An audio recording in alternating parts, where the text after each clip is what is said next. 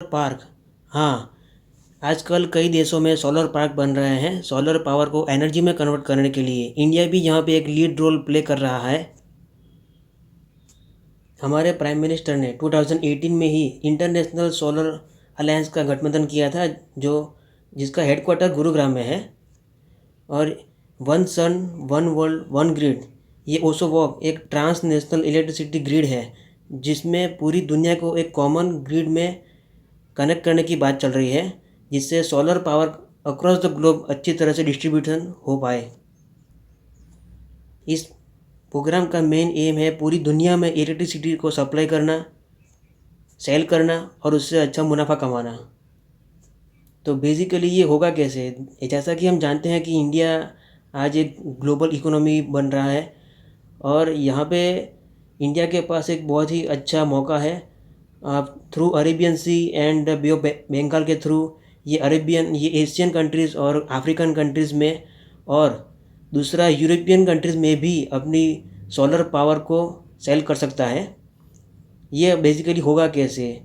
जो सब सी केबल है, अंडर सी केबल है, वो सी के थ्रू और फिर लैंड रूट के थ्रू हम इसे यूरोप तक भी पहुंचा सकते हैं।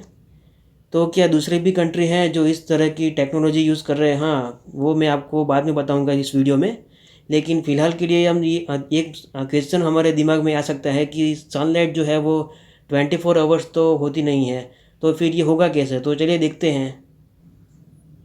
तो देखिए, ये है हमारा सोलर सिस्टम, और सन जो है वो एनर्जी का सबसे बड़ा सोर्स है। सन की जो एनर्जी है वो बेसिकली क्लीन एनर्जी है। नाउअडेज हमारे पास एनर्जी प्रोड्यूस करने के लिए कोल है, पेट्रोल, डीजल सब है, लेकिन वो एनवायरनमेंट को बहुत ज़्यादा नुकसान पहुंचाता है। लेकिन ये जो सोलर एनर्जी है वो रिन्यूएबल, वो क्लीन एनर्जी है। इसका इस्तेमाल अगर हम कर सकते हैं तो वो बहुत ही ज़्यादा बेनिफिट हो सकता है। तो चलिए बात करते हैं अर्थ के बारे में। यहाँ पे हम जैसे कि देख सकते हैं कि सन का जो लाइट है वो अर्थ के ऊपर एक ही पोर्शन में होता है, यानी कि दूसरे पोर्शन में अंधेरा होता है। ऐसा बेसिकली इसलिए होता है कि जो अर्थ है वो अपनी एक्सिस पे भी रोटेट करती है। और जैसा कि हम यहाँ पे देख सकते हैं कि अफ्रीका के जैसे कॉन्टिनेंट में फ़िलहाल नाइट चल रही है और दूसरे पोर्शन में सनलाइट है।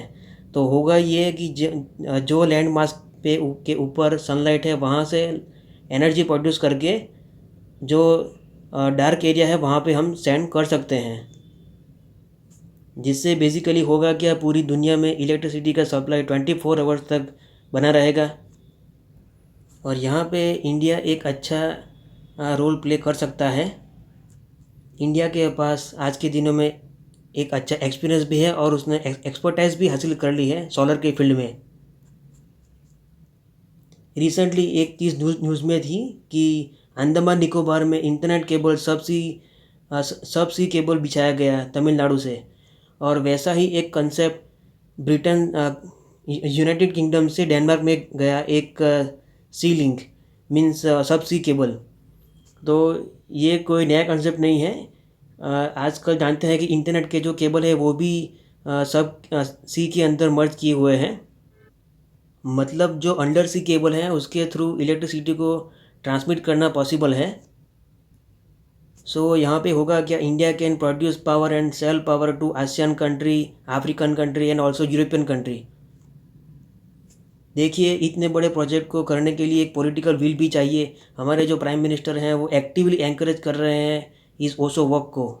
देश को सुरक्षित और संतुलित ग्रिड उपलब्ध हुआ है, बल्कि हमने वन नेशन वन ग्रिड का सपना पूरा किया है। और अब हम सौर ऊर्जा के माध्यम से, और सपना भाइयों बहनों, मैं कभी छोटे सपने देखता नहीं और छोटे काम करता नहीं।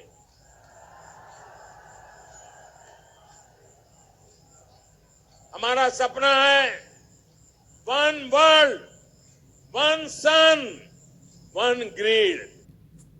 तो चलिए प्रोग्रेस की बात कर लेते हैं। इन जून 2020 में ministry of new and renewable energy ने एक RFP रखा था, रिक्वेस्ट फॉर प्रपोजल, इस आइडिया को पॉलिसी में कन्वर्ट करने के लिए। और कुछ पॉलिसी एक्सपर्ट का तो ये भी मानना है कि चाइना का जो one belt one road initiative है उसको जवाब देने के लिए भी इंडिया का ये बहुत ही बड़ा मूव है। और आगे देखते हैं तो as per MNRE draft plan, ओसोवॉक जो है वो दुनिया में 140 कंट्रीज़ को कनेक्ट करेगा एक कॉमन ग्रिड के साथ, जो एक बहुत बड़ी बात है, जिससे पावर ट्रांसमिशन डिस्ट्रीब्यूशन एक अच्छे पैमाने पे हो पाएगा। बेसिकली जो मंत्र दिया गया है वो है द सन नेवर सेट्स। यहाँ पे जो हम बात करते हैं इंडिया की जो एक्सपर्टाइज़ है सोलर के फील्ड में, उसका इस्तेमाल करने के लिए सोलर स्पेक्ट्रम को डिवाइड कर सकते हैं 2 भागों में, जिसमें फार ईस्ट कंट्रीज़ है, जिसमें Myanmar, Vietnam, Thailand, Laos and Cambodia, और फार वेस्ट जो कंट्री है उसमें middle east and Africa reason. Of course यहाँ पे हम पाकिस्तान को बाईपास कर देंगे।